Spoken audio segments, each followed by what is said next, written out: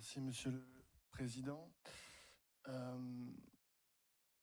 Je crois que nous sommes d'accord, en tout cas sur le contexte alarmant. Je voulais déjà dire que nous rejoignons en tant qu'écologistes ce qui a été dit à la fois par le Président tout à l'heure, et puis aussi par la minorité, par la voix de Rodolphe Amaillan.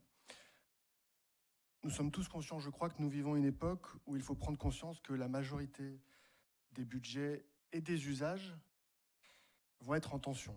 Voilà, ça va être l'avenir aussi de nos politiques publiques. Et il est désolant, voire inquiétant, de voir que les collectivités ne sont à la fois pas épaulées par l'État, avec, ça a été dit par Rodolphe Amaillan, c'est non pensé. Il n'y a pas de prospective d'État en termes de risques sur nos territoires. Et puis, au moins compenser peut-être les dépenses que nous mettons en place, et ça a été rappelé par David Martineau, notamment avec la situation aujourd'hui critique des modèles économiques du logement social. Alors nous avons là, il me semble, deux débats, mais qui sont en fait les deux faces d'une même pièce. Le premier, c'est celui de l'adaptation au risque. Alors, s'il vous plaît, arrêtons de parler de protection, de préservation de l'environnement. Je crois que le monde a changé. Aujourd'hui, on parle d'adaptation au risque. Je ne sais pas si vous vous rappelez de la présentation de l'ADEME dans cet hémicycle. Il y avait 4 scénarios distincts. Je crois que voilà, il y a un moment donné, quand on lit ces publications-là, on s'organise pour préparer les territoires au risque. D'ailleurs, le service prospectif du département a publié une note très intéressante sur les gaz à effet de serre du territoire. Nous sommes à 6 tonnes équivalents par habitant, ce qui est inférieur à la moyenne nationale. C'est vraiment une bonne nouvelle. Pour autant, quand on regarde les secteurs, ces 31% de gaz à effet de serre proviennent de où? Des mobilités.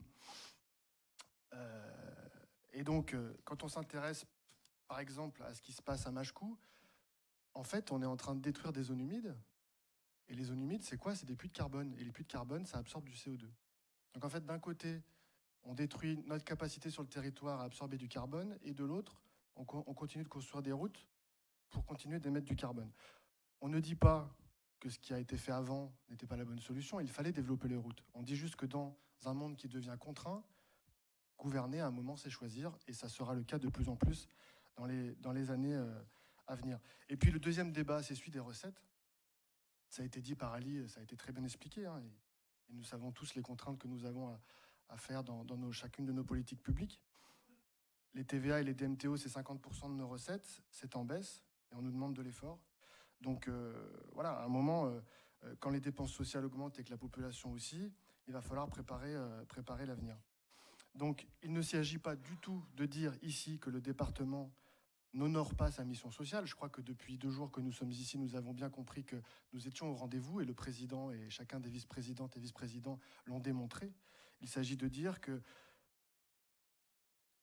quand les autres n'anticipent pas, c'est à nous de le faire. Voilà. Merci.